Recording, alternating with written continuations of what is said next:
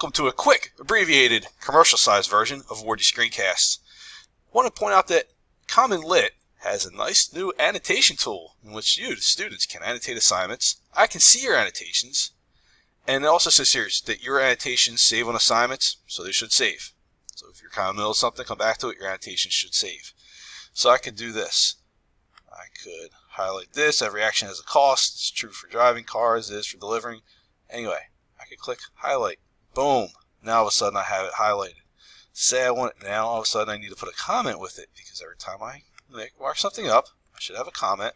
So click on this, click the little text box. This is surprising because whatever I would say, done, it's saved. Come down here. I got something else I want to kind of make a note about. Oh, it underlines if you make a note. Check that out. Booyah. So now all of a sudden that's done. So there we go. It's 1 minute infomercial on annotating in Common Lit. We're going to annotate as we read today online. If you'd really rather, yeah, we're going to annotate online. Wardy, out.